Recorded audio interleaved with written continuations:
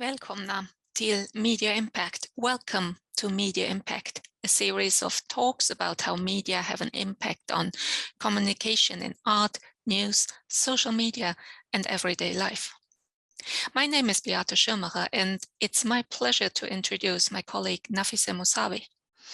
Nafiseh teaches comparative literature and intermediality at Linnaeus University.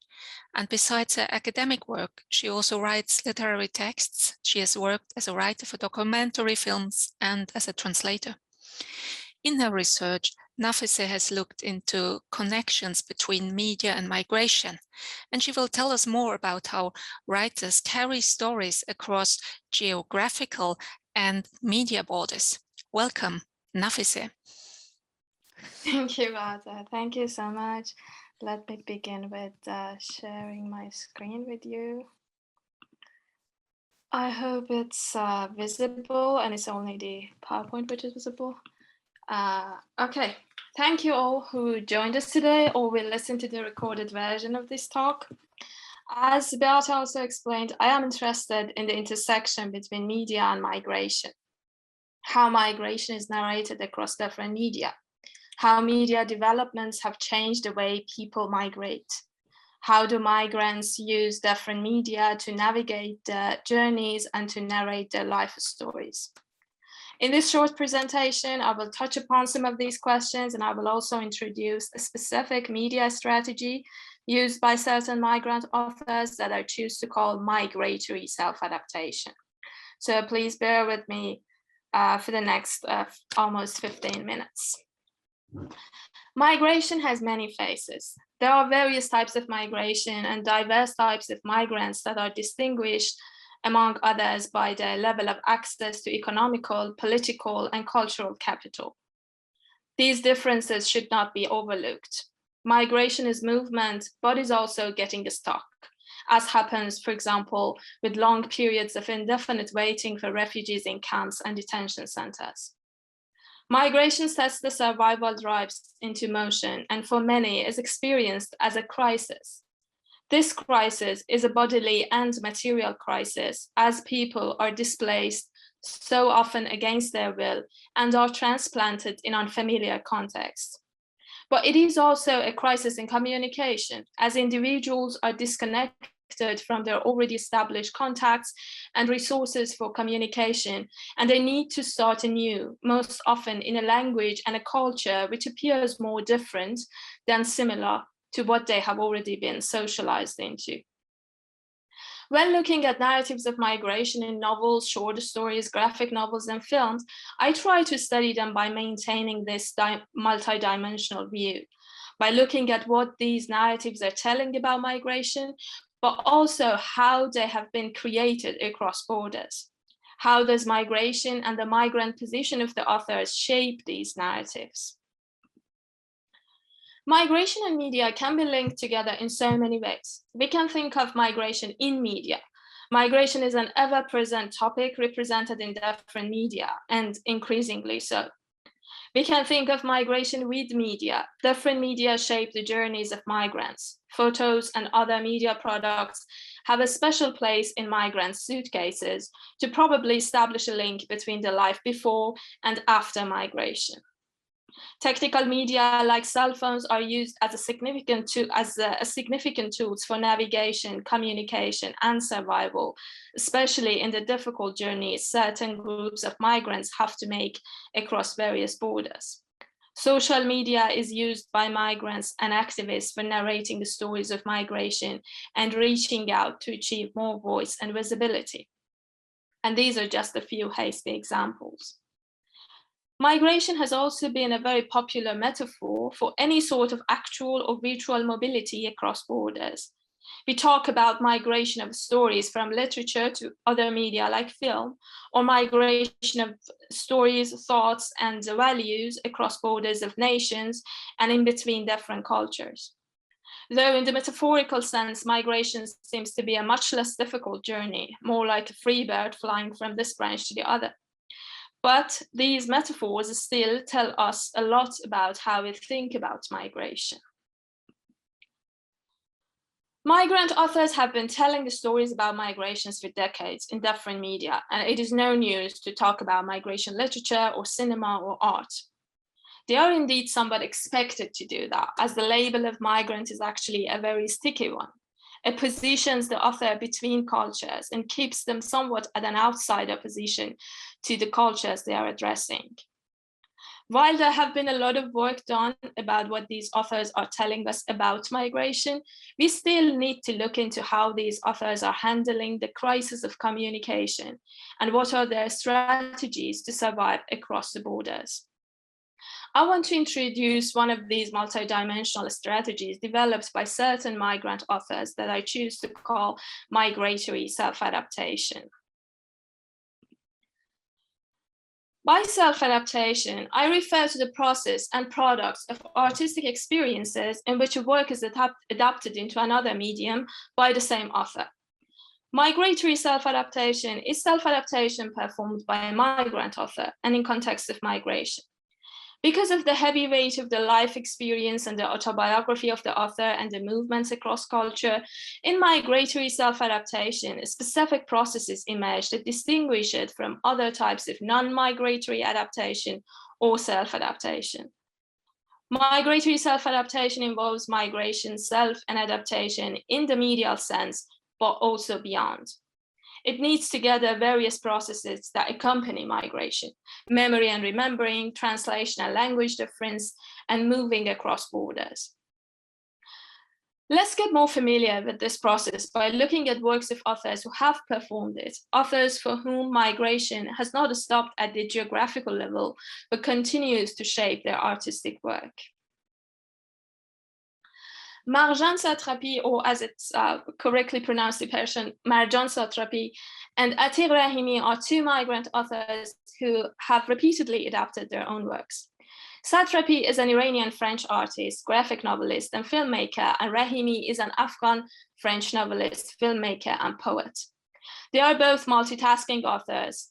There is a long list of different media and a visible tendency to mix media in their profiles, as well as a persistent authorial figure who presents and frames the works. I will focus only on one work of each of these authors. Satrapi's Persepolis and Rahimi's The Patience Stone, or as is the original title, Sang Sabur, are still the best known works by these two authors. Satrapi published the graphic novel Persepolis in France, first gradually between 2000 and 2003. It soon became an international hit and was translated to English and tens of other languages.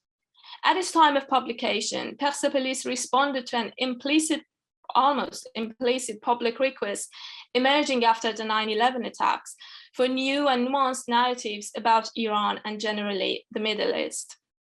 But it also did a significant contribution to the medium of comics. After almost 20 years, Persepolis is still one of the most read comics in the world.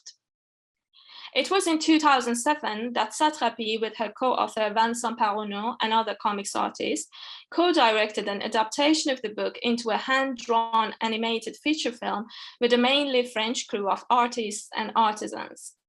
Persepolis was Satrapi's first self-adaptation, which was followed afterwards with another case a few years later, when she and Paronneau directed a live-action plus animation of a later graphic novel, Chicken with Plums. Rahimi published Sang Sabur in 2008 as his first translingually written French novel. Prior to this book, he had published novels and had made films in his mother tongue, Dari Persian. But it was with Sang Sabur that he won the Prix Goncourt, the prestigious French literary prize, and he became an international figure, both for the Afghan literature, the transcultural Afghan literature, and the Francophone literature. Rahimi directed a film adaptation of his own novel in 2012 with a transnational crew coming from France, Afghanistan, Iran, Morocco, and elsewhere, and notably in collaboration with Jean-Claude Carrière, the famous French screenwriter. Sang Sabur was actually his second self-adaptation. Before that, he had also adapted his novel Earth and Ashes into a film, that time with mainly Afghan and Iranian co-authors and collaborators. I guess you might already have smelled the numerous cultural, geographical, and media journeys happening here. But let's take a closer look at these journeys. Persepolis is an autobiographical graphic novel, telling the life story of Marjane from childhood to early adolescence. Simultaneously, the narrative gives a personal account of the contemporary history of Iran from almost before the Islamic Revolution and throughout the years of war and the ongoing political oppression. It also portrays Marjane's experience of migration in her teenage years.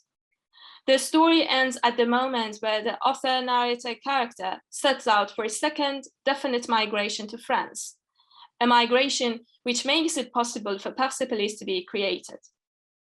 The choice of comics for narration is important here and is part of Satrapi's adaptational authorship, as comics is considered mainly to be a Western medium, and there is an established French tradition of graphic narration that Satrapi joined with creating Persepolis.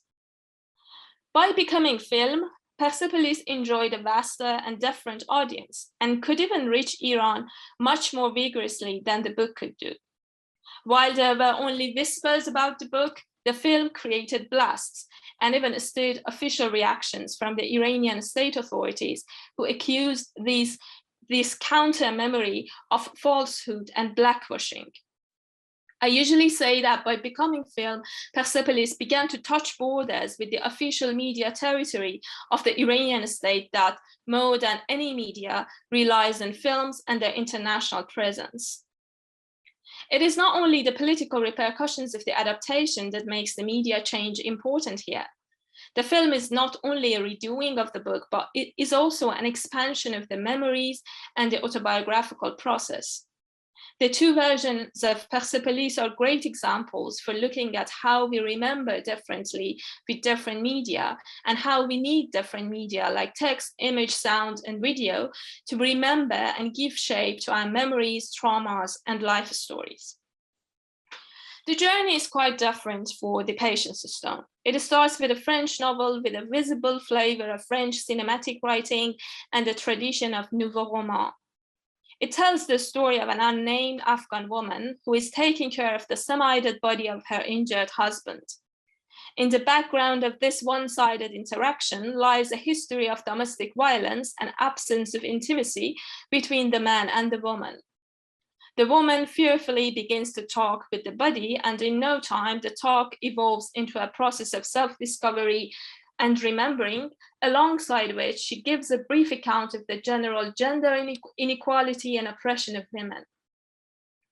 With the film, the narrative almost literally goes back to its geography of origination. The film is actually a translation back to Persian Dari and travels back to Afghanistan in its depiction of this space as it's partly shot in Afghanistan. In the film, there is less talk and more body, as a move from text to audiovisuality would entail. Consequently, the sexual and bodily aspects of the protagonist's identity formation are put further into focus. By becoming film, The Patience Stone becomes more accessible for the local audiences as it, to some extent, surpasses the issues of literacy and distribution. The problem of access is not though solved altogether for neither of the films or narratives, as none of them could get official and broad screenings in their respective countries. Migratory self-adaptation entails repeating a story and an authorship across different media and cultures. But repetition is not only sameness. Every repetition involves change and emergence of new characteristics and ideas, and that is what has happened in the work of these authors. By adapting their books into films and remaining there as the author of all versions, both Satrapi and Rahimi have performed a repetitive authorship which changes with every medium. They have shared the creative process with numerous co-authors by moving from more solitary work of writing and drawing to the extremely collaborative work of movie making.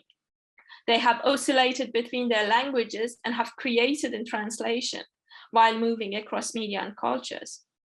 And they have been able to speak to more diverse communities of audiences by telling the same story multiple times.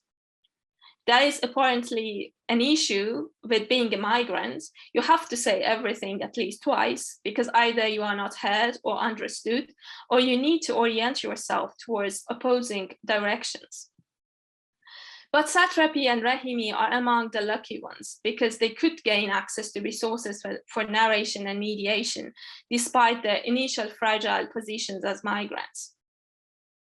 So before finishing, I would like to emphasize the importance of access to media and semiotic resources and the hardships various people experience in communication due to the inequalities in access to media. Perhaps we need to begin thinking about the right to media, mediation, and narration as an essential human right.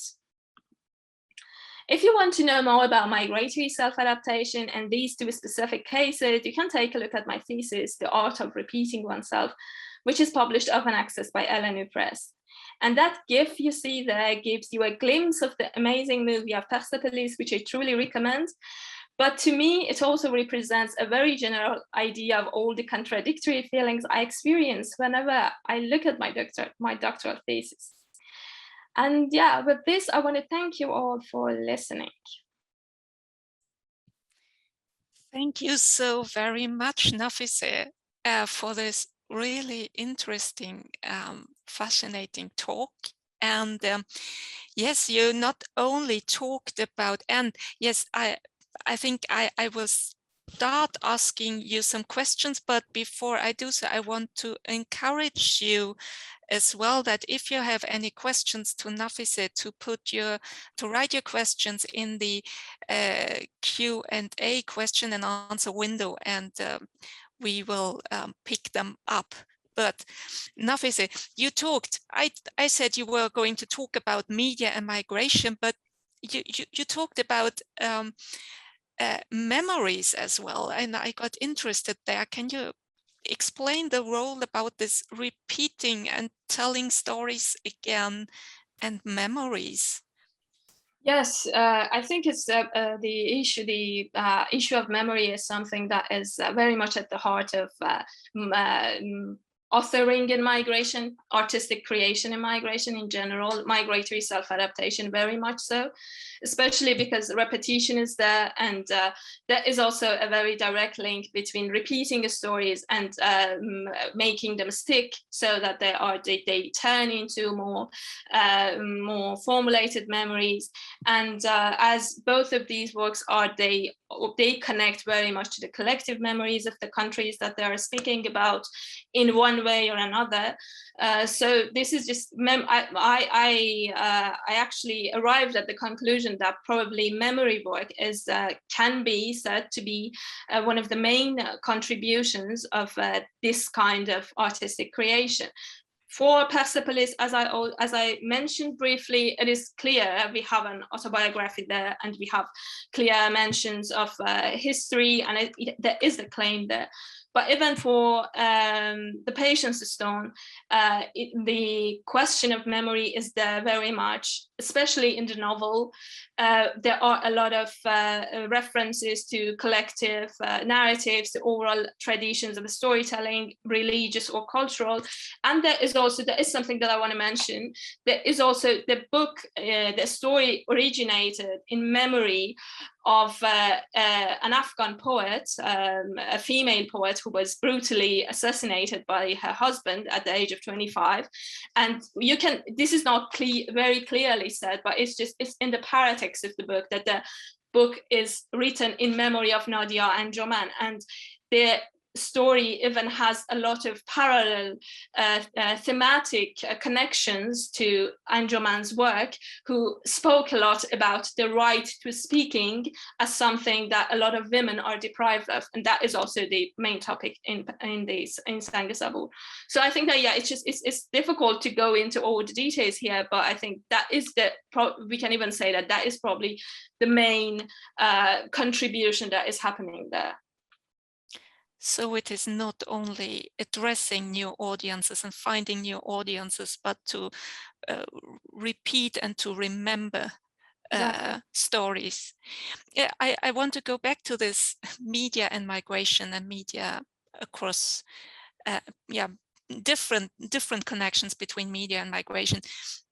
Do you think this is, you have thought about this a lot during the recent years, and you only said you came up with a few hasty examples of media that are important when thinking about migration, mentioning photos and of course the smartphone. Are there more that you've thought about, and has this, do you think this has always been the case, only different media, or has this been changing dramatically now with with digital media? What do you think about that? Yeah, no, I begin with the latter question. Of course, it has changed very much because with the development of technologies, it has been much easier to carry different media and use them as means of connection and representation. So it has changed a lot of practical ways of for people to make their journeys, even using, I don't know, navigation systems in that terms, but also in telling the stories, in reaching out and becoming more visible. But also on the other side, it's not only for the individuals, it's also when we consider the issue of global migration as something that is formulated as a crisis or as a problem, in all the political discussions. And there, of course, we see how different representations of migration and migrants in different media with different approaches changes what in reality happens to the life of a lot of migrants, especially the underprivileged ones. So I think, yeah, it has, of course, when we talk about media products as biographical objects, as belongings, as photos that you take with yourself in your journey, that is probably, yeah, it has been there for a long time. There had been a lot of narratives of migration, not only in the modern era, but much before. But I think this entanglement of using media, being represented by media, and that is something that probably is a big change compared to previous times. It's yeah, as you said, it's and you also said several times in your talk, it's kind of, it's a very complex web. This is not only about media on the one side and migration on the other side, and then there is one relation, but a web of different issues. But I think about this thought of that it is not only about migration and media and the translation to different languages as well, and connecting things like film adaptations and adapting stories to new media as a translation to a new audience or new context. Is this something, I think, I wonder, that one should think about more concerning all kinds of film adaptations? Because usually when we think about how a film is adapted, or how a novel is adapted to film, we maybe think like, oh, well, this is, it should be faithful to the novel that I read, but that every adaptation kind of also is a translation to an audience at a specific time, like you have explained for the self-adaptations. So is this something we should think more about, do you think? Yeah, I think that this approach, of course, there is a lot still in comparing films and novels when it comes to film adaptations, and that is something that is still very much alive in the way people watch adaptations. But I also think that it's just like a lot of other people, I also think that that is not somewhere that we should be stuck in. And of course, to me at least, it's much more interesting to see what is the adaptation doing to the narrative, and what is the adaptation doing for different audiences, and especially because I'm very much interested in these questions of access and these political aspects of mediation. I think that it's very important to to look how these strategies that are generally, adaptation is generally considered to be some financially safe way to create interesting and entertaining films. But I think it's important to look at how adaptation itself can be a strategy, can work in political ways. And I think, yeah, to do that, it is important to look at adaptation in broader context, not only in mainstream media, and also to look at all these different cultural processes that are most of the time entangled with adaptation, especially now because adaptations are joined with a lot of cross-cultural moves. So we have language difference there, we have identities, we have a lot of these questions. So yeah, I think definitely that is, at least I say that it should be. At least you think more about it. Yes. Another question. You have explored these the works of these two authors for several years now. What would you say? What did surprise you most when you explored this? Why do they repeat oneself? Why do they have to tell the story once again, but in a different way? Yeah, I think just I start with this premise that I am faced with two authors who are probably a bit controlling, or just want to be all over. They want to follow their work, or they cannot trust it in other people's hands. So I felt in the beginning that it is a very individualistic way to create when just you self-adapt, and even because you can also see some of these control in the translation processes of these works.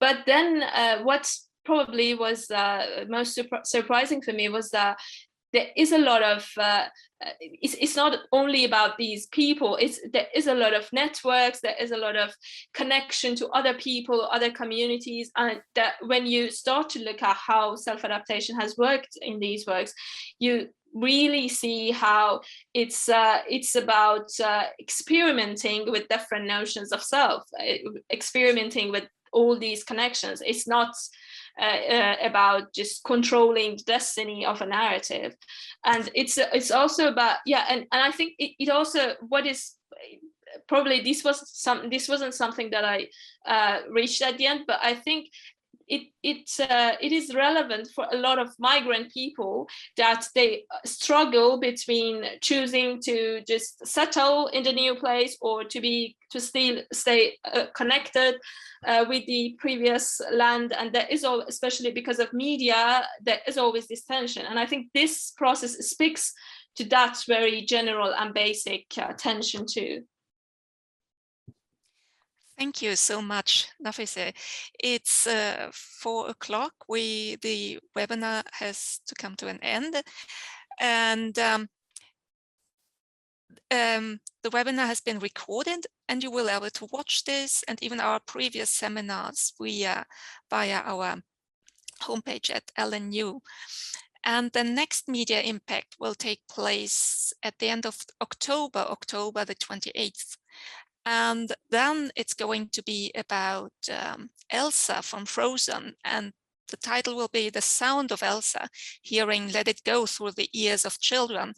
Sinja Kea Jensen has studied how children listen to and understand music in animated film. So I hope you'll join us next time again. And thank you so much for listening and joining this time. Goodbye.